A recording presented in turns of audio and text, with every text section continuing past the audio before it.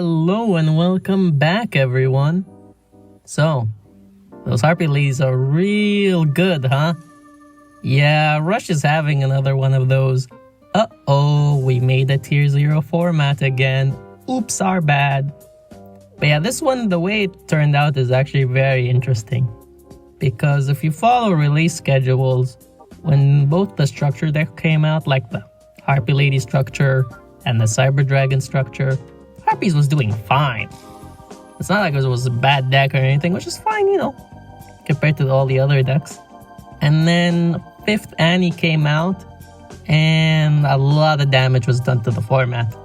That damage carried out by one monster, Harpie Lady 123. Now, why is Harpie Lady 123 such a problem? Well, if you want to compare it to some other monster, honestly, the best one would be 7's Geass. Similar sort of idea. Easy to summon monster, puts out a lot of damage, kills you instantly. Fun times in Yu-Gi-Oh, right? Now, compared to 7's Geass, it's not like Harpie Lady 123 gets that big, But unlike 7's Geass, you play it in an actually consistent deck, and you don't have to run a fusion spell. And you can run an entire deck of low-level monsters and power spells like Ghost Cyclone or Curse of Rising Light, and back it up by like 6 trap cards. You see where this is going? It's a lot of luxury and utility and space afforded to a deck. And that just makes it so flexible. And your extra deck has a myriad of options for you to go into.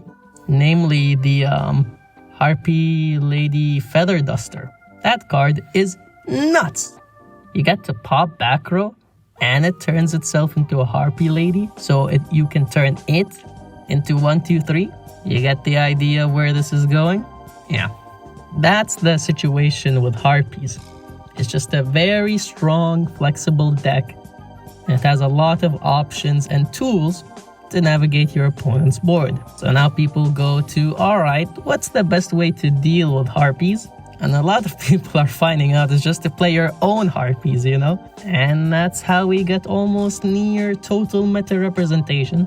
Now, this isn't to say that we haven't been seeing other decks. From actual results, we've seen a couple of ritual decks. And I think there was also a magnet deck with the Dark Emperor Contact package, also making a win in one of the Galaxy Cup qualifiers. There are a couple of decks still hanging on, but it is almost universally Harpies dominating in representation and in actually winning tournaments. So, Harpie meta. How does Rush sort of move along from this? Because we've been in this situation many, many times. We've been with it with T-Bolt format. We've been with it with 7's Geass. We've been with it with Solitaire. We've been with it with like Cuties or Berry, Fresh. Now, I wouldn't say that these decks were all equally, meta dominant at their height. Some had higher highs and some had a bit more lows. But generally, we did have several formats where there is a best deck. Harpies is just one of those where it is so extreme and it is so concentrated into one card that makes it a little glaring, Let me ask you a question, dear viewer. Why isn't Cyber Dragon doing as well, right?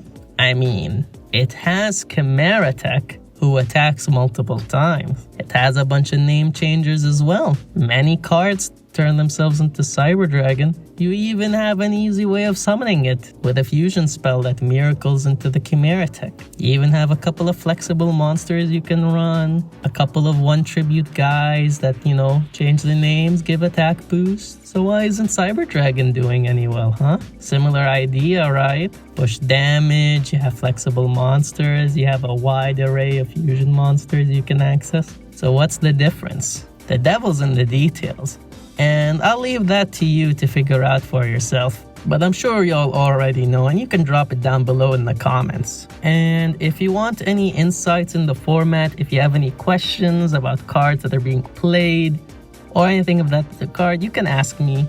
I've been having a ton of fun playing in tournaments when I get the chance, so let me know. And if there's anything you want to see in the future or anything you want to get clarified on, let me know.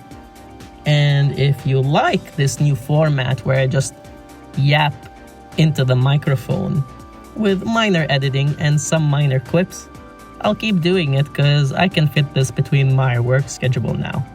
And hopefully it will make it a consistent upload schedule. Hee hee, no promises, hee hee. Anyway, catch you all around.